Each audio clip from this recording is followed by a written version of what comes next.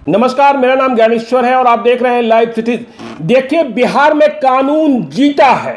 Live city जो मुहिम चला रहा था नवादा के उस एसडीओ के खिलाफ, जिसने स्वयं को बिहार के मुख्यमंत्री नीतीश कुमार का भी सुप्रीम बॉस समझ लिया था और जिसने लॉकडाउन की बंदिशों को तोड़ते हुए नवादा के हिसुआ के भाजपा विधायक अनिल सिंह के बच्चे को कोटा से लाने के लिए अनुमति जारी की थी, उसे अब नीतीश कुमार की सरकार ने सस्पेंड कर दिया है, मुअत्तल कर दिया है, निलंबित कर दिया है। तो यह कानून का शासन है। नीतीश कुमार की सरकार ने फिर से स्थापित करने का प्रयास किया है और यह संदेश दिया है कि ऐसा नहीं चलेगा। देखिए, नीतीश कुमार कह रहे थे कि यदि हम लाएंगे तो सभी को लाएंगे, लेकिन लॉकडाउन की इस अवधि में जो खतरे हैं, जो मास ट्रांसमिशन का भय है और जो सरकार ने तय किया कि लॉकडाउन में जो जहां हैं वहीं रहेंगे, तो फिर किसी विशेष के लिए कानून नहीं तोड़ा जा सकता है। लेकिन नवादा के इस एसडीएम ने, जिनका नाम है अनु कुमार, जिनके बारे में बार बार कह रहा था कि ये सरकारी सेवक नहीं दिखे, ये पब्लिक सर्वेंट नहीं दिखे, ये बीजेपी एमएलए के प्राइवेट सर्वेंट दिखे, इन्होंने कानून तोड़ा और अनुमति जारी की जो उनके अधिकार क्षेत्र में नहीं था। किसी एसडीएम को यह अधिकार प्राप्त नहीं था कि वह इंटर स्टेट परमिशन जारी कर सके, लेकिन नवादा सदर की एसडीएम कानून से अपने को ऊपर मान लिए। तो आपको आज हमने दिन में बताया था कि यह देखा जाना है कि कानून बड़ा है, कि भाजपा बड़ी है, कि नवादा के एसडीओ साहब बड़े हैं।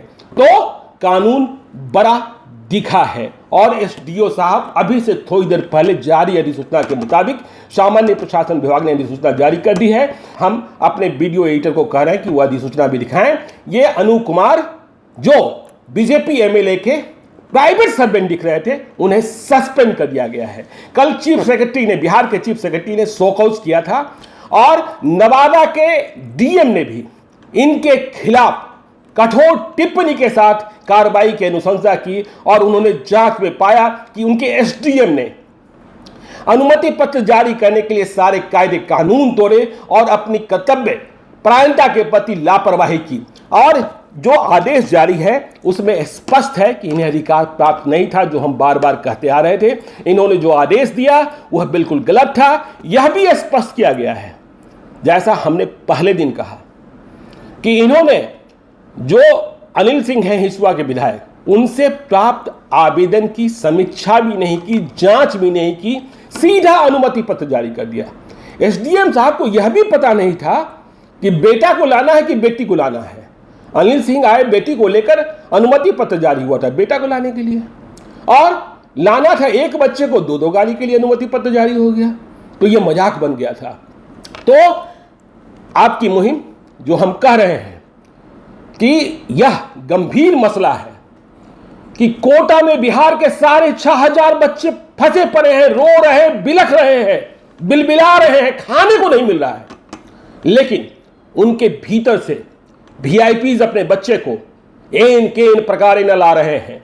तो यह बिल्कुल सरासर नाइंसाफी और इसे रोका जाना। देखिए, कानून या तो सबों के लिए बने या कानून फिर सबों के लिए टूटे। तो एसडीएम साहब ने कानून तोड़ा था। अब रही बात मुजफ्फरपुर की, मुजफ्फरपुर का मामला भी तूल पकड़ता जा रहा है, लेकिन इस बीच मुजफ्फरपुर के डीएम चंद्रशेखर सिंह ने कहा है कि उन्होंने लॉकडाउन 2 के लिए कोई परमिशन जारी नहीं किया है, पहले पास निर्गत हो रहे थे। देखिए, यह भी जांच का विषय है। जांच का विषय इसलिए है कि लॉकडाउन 1 में भी परमिशन देने का अधिकार कहां दिया गया था? क्या जिलाधिकारी को परमिशन देने का अधिकार प्राप्त था इंटर स्टेट के लिए? दूसरी बात, जब जदयू के नेता और पूर्व पार्षद विजय कुमार झा की बेटी को लाने के लिए अनुमति दी गई, तो इस बात का ख्याल क्यों नहीं रखा गया कि कईयों के आवेदन खारिज किए गए थे? दोनों में फर्क क्या था? और फिर से हम कह रहे हैं, यह अधिकार प्राप्त इसलिए नहीं था क्योंकि बच्चे जहां फंसे हैं, यदि उन्हें वहां से चलना है तो अनुमति वहीं के, मतलब यदि कोटा में फंसे हैं, दिल्ली में फंसे हैं, मुंबई में फंसे हैं और बिहार आना है, तो आपको अनुमति वहां का प्रशासन जारी करेगा। और जिस तरीके से कोटा के डीएम जारी कर रहे थे, इसे लेकर बिहार के चीफ सेक्रेटरी ने देश के होम सेक्रेटरी के पास अपनी आपत्ति भी दर्ज कराई थी और कोटा के डीएम के खिलाफ कार्रवाई करने को कहा था।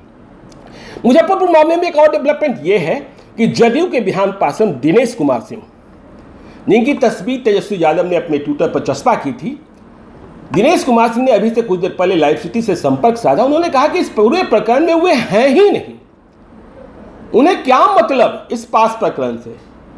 ना उन्होंने कोई आवेदन दिया, न उनकी ओर से कोई आवेदन दिया गया, ना उन्होंने किसी के लिए फोन किया।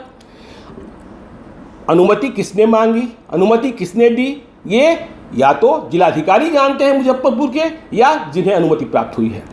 तो ये दिनेश कुमार सिंह का कहना, दिनेश कुमार सिंह का कहना भी वाजिब है। लेकिन इस पूरे प्रकरण में देखिए, अब नवादा का फैसला हो गया है। नवादा के एसडीएम साहब निपट गए हैं, जो सरकारी सेवक नहीं भाजपा विधायक के सेवक बन गए थे और उनके मनमाफिक।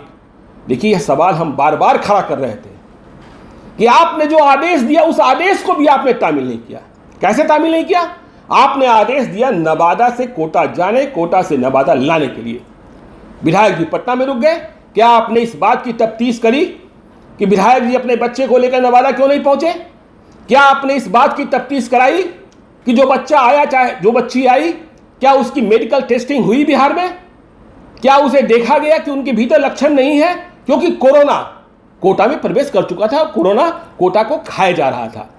तो यह बड़ा सवाल था। और नीतीश कुमार की सरकार, आपको वह भी याद होगा जब योगी सरकार ने बसें चलाकर या फिर किसी दूसरे स्रोत से लोग बिहार की सीमाओं पर चले आए तो उन्हें सीमाओं पर क्वारंटाइन किया गया। लेकिन यहां कोई कुछ नहीं, सारे नियम कानून कायदे की धज्जियां उड़ा दी गई थी। और सिर्फ इसलिए मैं बार बार कह रहा था, देखिए, सरकार किसी विधायक, किसी वीआईपी के बच्चे को लाएगी और दूसरे को छोड़ देगी, ये नाइंसाफी ठीक नहीं है। क्योंकि जो बच्चे कोटा में फंसे हुए हैं वे भी किसी के बच्चे हैं। जैसे हिसुआ के विधायक अनिल सिंह के लिए अपनी बच्ची प्यारी है, ठीक उसी तरीके से कोटा में जो साढ़े 6,000 अन्य बच्चे फंसे हैं, उनके माता पिता भी अपने बच्चों के लिए तड़प रहे हैं, बिलख रहे हैं, रो रहे हैं। क्योंकि उन्हें पता है कि कोटा में न खाने को मिल रहा है, न पीने को मिल रहा है। हालांकि सरकार व्यवस्था में लगी है, लेकिन व्यवस्था हो नहीं पाई है। तो यह बड़ा सवाल।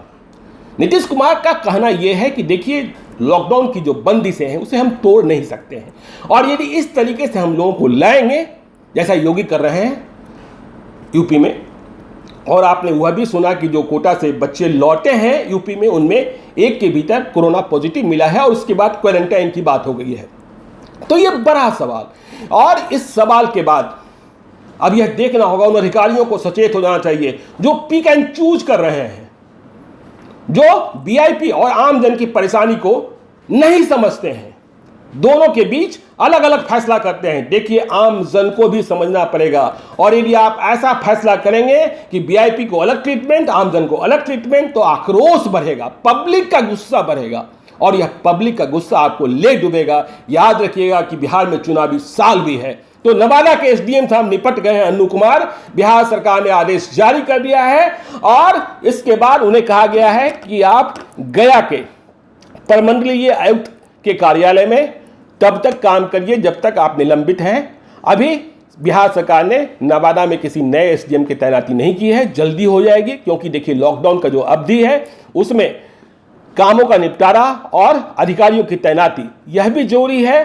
तो यह संदेश आप पूरे बिहार को जाएगा। हम उन बच्चों से जो कोटा में फंसे हैं उनसे धैर्य बनाए रखने की अपील करते हैं, क्योंकि जब तक सरकार की उद्घोषणा न हो जाए हिले नहीं। हम उनके माता पिता से भी अनुरोध करते हैं कि आप अपने बच्चों का हौसला बनाए रखें, उनसे लगातार संवाद स्थापित करते रहें, वीडियो कॉल करें, व्हाट्सएप कॉल करें, वॉइस कॉल करें, लेकिन उनका हौसला नहीं टूटने दें। क्योंकि हमें पता है कि वे डिप्रेशन में जा रहे हैं, उनके माता पिता भी यहाँ डिप्रेशन में जा रहे हैं। हम ऐसी कहानियाँ भी सुने हैं जो हमें सुनाई गई है और जो आप बीती है कि माता पिता यहाँ परेशान हैं, बच्चे वहाँ परेशान हैं, या माँ बेटी के साथ कोटा में है और परिवार यहाँ परेशान है। तो यदि ऐसे मुद्दे होंगे तो हम बने रहेंगे, आपको जगाते रहेंगे। आप देखते रहिएगा लाइव सिटीज़ को। यदि अब तक आपने हमारे यूट्यूब चैनल को सब्सक्राइब नहीं किया है तो ज़रूर कर लीजिएगा, और यदि इस वीडियो को फेसबुक के माध्यम से देख रहे हैं तो पेज को लाइक करिएगा। धन्यवाद।